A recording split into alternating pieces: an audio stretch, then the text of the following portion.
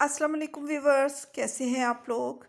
आज जी मैं बनाने जा रही हूँ अचारी गोश्त या अचार गोश्त, और बेहद लजीज बनता है ये। तो चलें जी शुरू करते हैं। सबसे पहले मैंने 3 बड़े टमाटर ले लिए। इसका आगे से हम ये थोड़ा सा छुरी की मदद से निकाल देंगे और इसकी मैं बनाऊंगी प्यूरी। और ये बड़ा गोश्त है और ये मैंने ले लिया है जी 1 किलो। अब इसमें मैं कुछ मसाले ऐड करूँगी। ये धो के मैंने साफ़ किया हुआ है। सबसे पहले ज़ीरा 1 टीस्पून, पिसा हुआ धनिया 1 टीस्पून। अब लाल मिर्च ये मैं डाल रही हूँ जी 1 टीस्पून। अब नमक ऐड करूँगी मैं इसमें 1 टीस्पून। ये भर के नहीं करना, थोड़ा सा कम रखिएगा। मैंने भी थोड़ा कम रखा क्योंकि नमक तेज़ हो जाता है। मुझे अभी और मसाले भी इसमें ऐड करने होंगे। हल्दी 1 टीस्पून ही डालूंगी, लेकिन ये भी ओवर करके नहीं डालनी है आपने, थोड़ी कम ही रखिएगा। तो अब जी ये मैंने ले लिया है जी, पैकेट का मसाला है ये मैं आपको चार गोश्त मसाला बनाना भी बता दूंगी अगर आप कहेंगे तो। लेकिन अभी फ़िलहाल ये जो है ना, मैंने नेशनल का लिया है और ये मैं 2 टेबल स्पून भर भर के इसमें डाल दूंगी। और ये देखें जी, ये मैंने डाल दिया इसमें। और मैं इसको सारे को मिक्स करके और टेंडर होने के लिए रखूंगी। अब 2 टेबल स्पून ही मैं डाल रही हूँ लहसुन अदरक का पेस्ट। ये मैंने दो में फुल नहीं था तो एक थर्ड टेबल स्पून भी मैंने डाल दिया ताकि ज़रा अच्छा सा फ्लेवर आए थे। अच्छा जी, ये जो मैंने मिक्स करके रखा था, प्यूरी बना ली थी टमाटरों की, ये देखें पानी डाल के मैंने इसकी प्यूरी बनाई, वो मैंने इसी गोश्त में डाल ली है। और अब मैं डालूंगी जी दही। दही है मेरे पास तकरीबन 3 पाव है। दही जितनी ज़्यादा होगी उतनी इसकी ग्रेवी भी अच्छी आएगी और खटास से बहुत अच्छा सा टेस्ट आएगा। दही को मैं अच्छी तरह से बीट कर लूँगी। बीट करना ज़रूरी है ताकि जब ये कुक हो तो फिर इसमें गुठलियाँ ना बने, क्योंकि अगर दही बीट ना हुआ वो हो तो फिर गुठलियाँ बनती हैं और फिर वो खाने में टेस्ट अच्छा नहीं आता। तो जी ये अब मैंने मिक्स कर ली है अच्छी तरह, यानी कि बीट कर ली है। ये भी मैं इसी मसाले में ऐड कर दूंगी।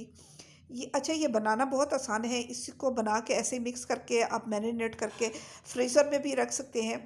जो ही कोई मेहमान आए तो बस आप फटाफट इसको कुकर में डालें, ऑयल डालें और ये तैयार हो जाएगा। ये मैं इस तरह करके रखती हूँ फ्रीज़र में, बड़ी कुक कुक तैयार होता है। तो अब आप देख लीजिए कि मैं इसको हाथ की मदद से अच्छी तरह से मिक्स कर रही हूँ ताकि सारे मसाले यकजान हो जाए। हमें अच्छी तरह से मिक्स करना है और उसके बाद मैं इसको रख दूँगी फ्रिज में। कम अज़ कम पकाने से 2 घंटे पहले इसको आपने रखना है। अगर ओवरनाइट हो तो फिर तो वाह क्या कहने, फिर तो टेस्ट बहुत अच्छा आ जाएगा। वो मैंने फ्रिज में रख दिया, बाहर गर्मी है। अब एक कुकर मैंने ले लिया है क्योंकि कुकर के बगैर गलना ज़रा मुश्किल हो जाएगा। तो मैं इसमें ऑयल डाल रही हूँ, नीचे फ्लेम ऑन है। ये मैंने प्याज ले लिया, चम्मच मैंने भर भर के 2 जो होते हैं सालन वाले चम्मच वो वाले डाले हैं।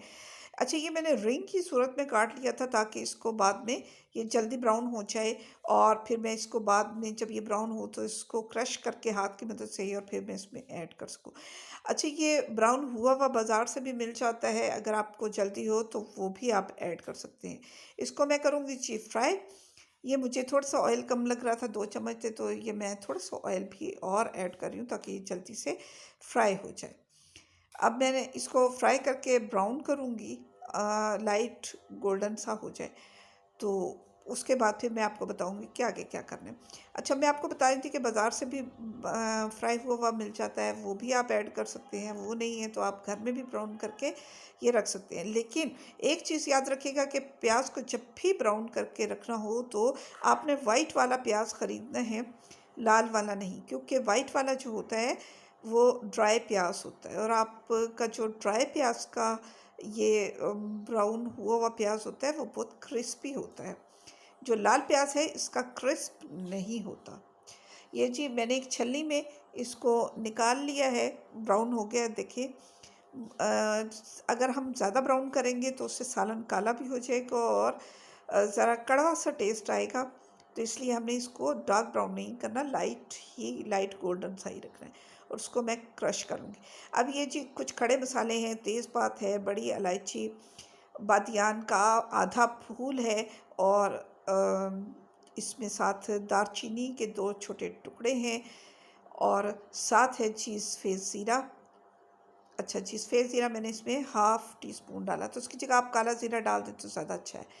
اچھا جی، وہ ذرا کڑکڑا سے گئے مسالے، تو اب میں نے یہ جو رکھا ہوا تھا فریج میں، یہ میں سارا مسالہ لے آئی ہوں۔ مسالے سے مراد ہے کہ جو گوشت تھا وہ میں نے کوکر میں ڈال دیا، فلیم آن ہے، اور یہ اب پکنا شروع ہو گیا۔ چمچ کی مدد سے میں اس کو کروں گی مکس، اور مکس کر کے اب دیکھیں یہ تھوڑا تھوڑا پکنا شروع ہو گیا ہے، اور اب میں اس کو تھوڑا سا یہ گرم سا ہو جائے گا، تو اب میں اس کو کوکر کو بند کر کے رکھ دوں گی اور وسل لگاؤں گی اس کی، اور 8 سے 10 منٹ میں یہ انشاءاللہ کوک ہو جائے گا۔ اور پانی اس میں نے ایڈ نہیں کیا کیونکہ دہی میں پانی تھا، گوشت اپنا بھی پانی چھوڑتا ہے، اور جو وہ تھا جو میں نے ٹماٹر کے تھے اس میں نے 1 کپ پانی ڈالا تھا، تو وہ پانی موجود ہے۔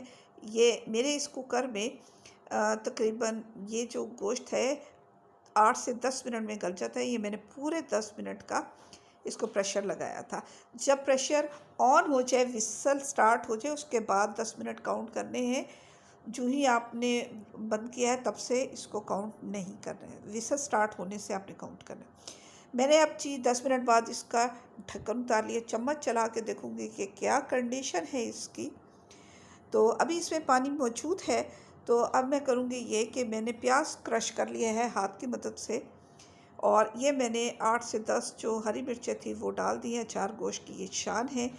اچھا، اب یہ میں نے پیاز اس میں ایڈ کر دیا ہے۔ یہ اس سٹیج پہ اس لیے کیا ہے کہ اس سے اس کا اروما، اس کا ٹیسٹ بہت زبردست آتا ہے، بالکل ایک کھانے میں ایک نیا سا فلیور دے گا یہ۔ اب اس کو میں دوں گی دم، اور دم ہوگا صرف 5 منٹ کا۔ تو چلیں اتنا میں ساتھ ساتھ اس کو دم دیتی ہوں، ساتھ آپ کو بتاتی ہوں کہ یہ میرے پاس ہے اسٹیل کا کوکر۔ اگر آپ سلور کا کوکر استعمال کرتے ہیں تو آپ کو اندازہ ہوگا کہ بڑا گوشت آپ کا وہ کتنے منٹ میں گلا دیتا ہے۔ کچھ کوکر 12 سے 15 منٹ بھی لیتے ہیں، اور میں یہ کوشش کرتی ہوں کہ اسٹیل کا کوکر استعمال کروں، کیونکہ ہیلتھ کے حساب سے یہ اچھا ہے۔ اس والے کوکر سے بیماریاں بہت لگتی ہیں۔ اچھا جی، اب یہ دیکھیں یہ ہو گیا۔ میں اب اس کو سرو کرنے کے لیے نکالوں گی۔ یہ میں نے باؤل میں اس کو نکال لیا ہے اور پریزنٹ کرنے کے لیے تیار ہے۔ بہت ٹیسٹی تھا، بہت مزیدار، سب نے بہت تعریف کی۔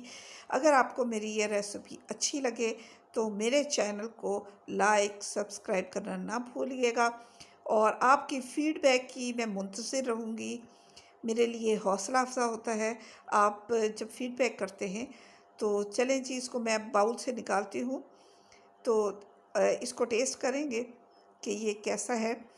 تو آپ بنا کے مجھے ضرور بتائیے گا کہ یہ کیسا بنا۔ یہ بہت اچھا ٹینڈر ہوا تھا۔ نیکسٹ ریسپی تک کے لیے اجازت دیجیے، اللہ حافظ۔